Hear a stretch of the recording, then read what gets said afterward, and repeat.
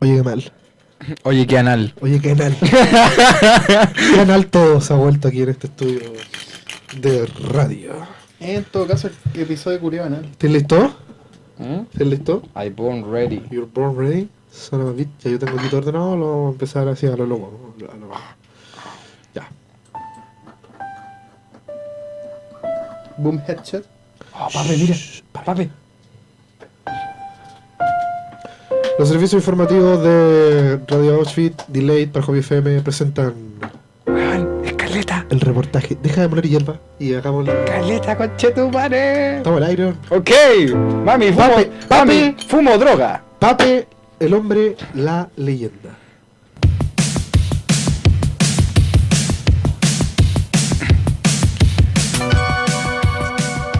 Santiago. Corría el año 1984.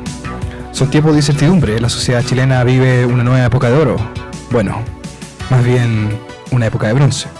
Bueno, más bien una época de mierda. Sin embargo, no todo es protesta e inflación en los años 80.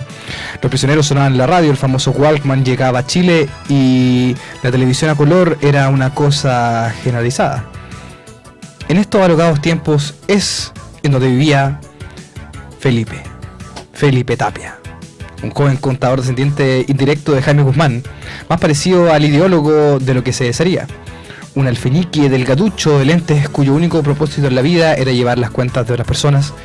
Sin embargo, esta gris vida guardaría en su interior un anhelo secreto, una ilusión insospechada. Aquel muchacho de baja autoestima soñaba con convertirse en productor de cine independiente. Así es, Felipe anhelaba algo que, además de ser una rotunda tontería, era un total peligro en plena dictadura, cosas que el muchacho no ignoraba, manteniendo su pasión en absoluto secreto, aunque el destino le tendría preparada un par de sorpresas. Todo cambiaría el día en que el poco notorio contador hiciera una visita a Fernando Rivera, fracasado productor de cine, quien otrora produjese grandes obras como El Chacal de Nahuel Toro y Ya no basta con rezar. Ahora cesante y sostenido solamente por los amoríos con sus esposas de marinos perdidos en el extranjero, Felipe asistiría a su despacho para ayudarle con los gastos de su próximo intento por salir de su miseria.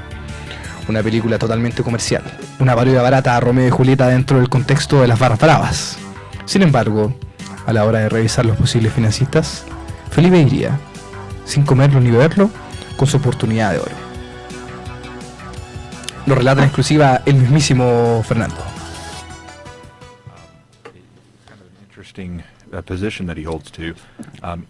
Cuando ese muchacho atravesó mi puerta no parecía ser más listo que un diputado de la UDI. Hasta que, revisando el tema del financiamiento, empezó a hablar del Corfo, que según los últimos proyectos, lo único que había que hacer para ganarse el Corfo era parecer facho. Facho o simplemente hueón. La cosa era que tu proyecto no se estuviese dirigido a seres pensantes, y hasta ese momento no lo había notado absolutamente nadie.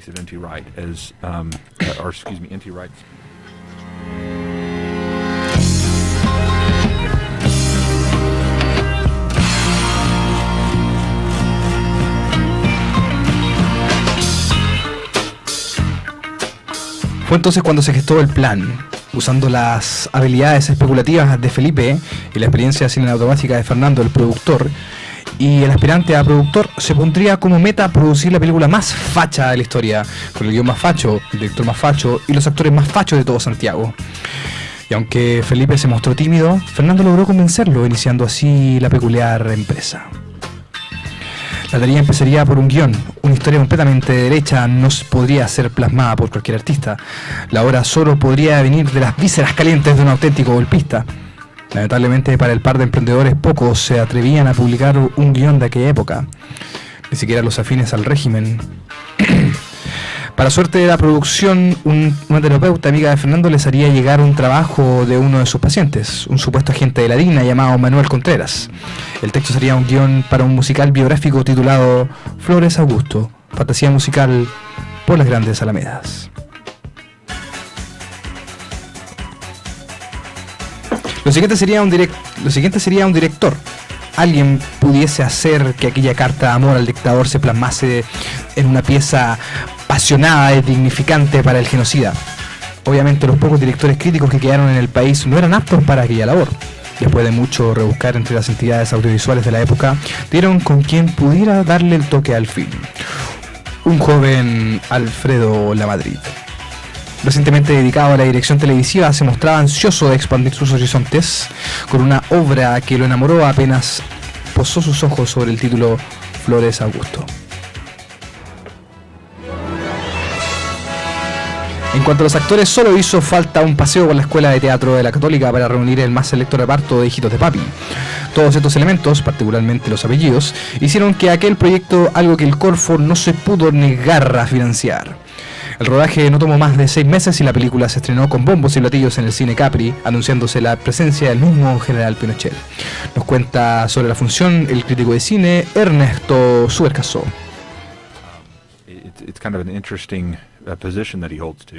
Una pieza muy fina, con mucha pasión y calidad cinematográfica, apañada por su impecable música, unas actuaciones sublimes, un film que lo hace justicia a la figura de Pinochet a través de una trama intensa llena de golosinas históricas. Lamentablemente no puedo hablar de su final, que como ya sabemos nadie pudo ver. Así es, aquella sinfonía fascista quedó inconclusa para la historia.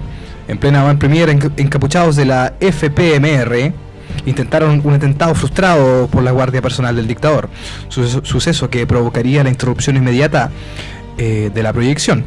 Entre el caos, el par de productores, orgullosos de su pieza, fueron detenidos bajo la sospecha de formar parte de un intrincado y absurdo plan para acabar con el dictador. Esto provocaría además la orden de desaparecer al par de productores. No obstante, al momento del papeleo, cierto agente de servicio de inteligencia cometería un error en la sentencia, condenándolos al exilio. Ambos amigos terminarían viviendo en Francia y volviendo al país muchos años después, con el deseo de retomar sus carreras. Más precisamente, al terminar este programa.